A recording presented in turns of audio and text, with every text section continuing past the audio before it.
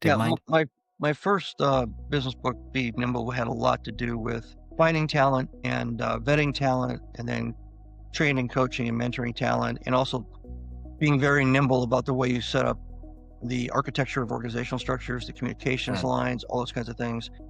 The um, the one that's the easiest one though to remember is just mirror what they do in the military and especially in the elite forces or with fighter pilots, etc.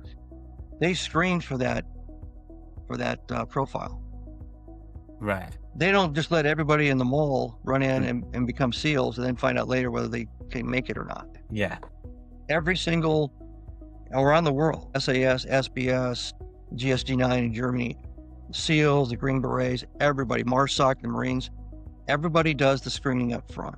You measure 5 times and cut once. So when you're doing that screening, you're screening them for the attributes that you want in your organization. Now, culture sounds, that's the kind of the cool word, but really what you're looking for is you're looking for people with a good work ethic. Obviously, the specs on the resume have to match up to whatever the skill set is or the knowledge that you're looking Yeah. for. You want to find people that are project players, people that are willing to work with other people, even if they're outside their discipline. I used to tell my HR people, if you're interviewing an accountant, ask them if they feel comfortable working with marketing on a project. Mm, One, you'll find out they probably never, ever even thought about that yeah. because they've been stovewhired.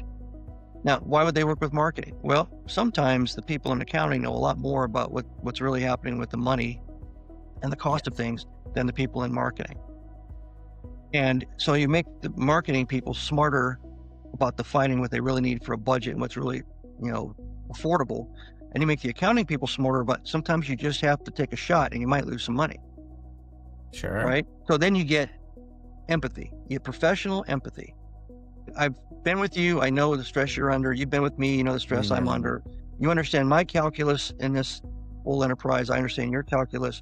And if you do enough of that mixing from time to time, even if it's artificial, just let them do a ride along on a project that's being developed.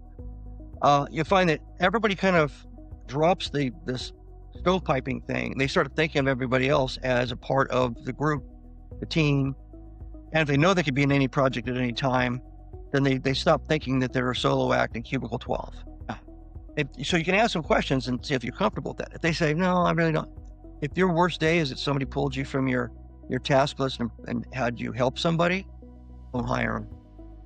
I ask that question all the time. What's your worst day? What's your best day?